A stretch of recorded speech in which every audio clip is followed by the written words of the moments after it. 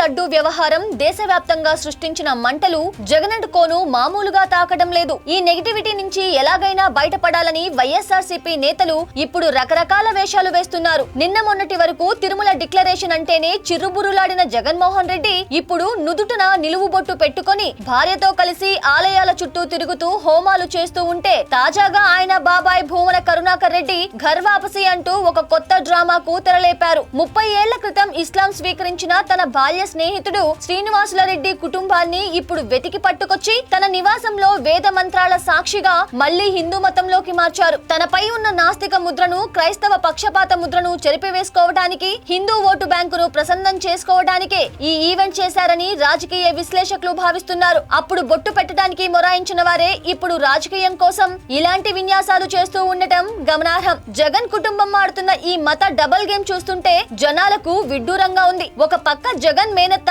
Bible పట్టుకొని రాష్ట్రమంతా తిరుగుతూ జగన్ అన్న మన క్రిస్టియన్, మన వాళ్ళంతా ఆయనకే ఓటు వేయాలి అని ఓపెన్ గా మత రాజకీయం చేస్తారు. మరో పక్క వైసీపీలోని రెడ్డి నేతలు క్రైస్తవ సభలకు వెళ్లి జగన్ లేకపోతే మన క్రైస్తవుల మనుగడకే ముప్పు అన్నట్టు ప్రచారం చేస్తారు. ఇలా ఒకవైపు మేనత్తతో క్రైస్తవ ఓట్లను దండుకుంటూ మరోవైపు బాబాయిలతో హిందుత్వ డ్రామాలు ఆడిస్తూ ప్రజలను నమ్మించాలని చూడటం వారి ద్వంద్వ నీతికి నిదర్శనం. తాజాగా జగన్ హయాంలో మత మార్పిడులు ఏ స్థాయిలో ప్రోత్సహించారో చెప్పడానికి బాపట్ల జిల్లాకు చెందిన రైతు రామిరెడ్డి భూమి వ్యవహారమే ఒక పెద్ద సాక్ష్యం. ఆయన భూమిని అక్రమంగా లాక్కొని అక్కడ చర్చి నిర్మించాలని చూసిన జగన్ సర్కారు తీరు ఏకంగా సుప్రీంకోర్టు వరకు వెళ్లింది. ఈ కేసులో ఎస్సీల హక్కులను కాలరాస్తూ మతపరమైన కట్టడాలకు ప్రాధాన్యత ఇవ్వడాన్ని అత్యున్నత న్యాయస్థానం తీవ్రంగా తప్పుపట్టింది. తన 5 ఏళ్ల పాలనలో వేల సంఖ్యలో మత మార్పిడులకు పరోక్షంగా సహకరించిన జగన్ ఇప్పుడు తిరుమల వివాదంతో హిందూ ఓట్లు ఎక్కడ గాలిలో కలిసిపోతాయేమోనని భయపడి ఈ హిందూ కార్డు వాడుతున్నారు. భూములు లాక్కోవటం నుంచి లడ్డూ కల్తీ వరకు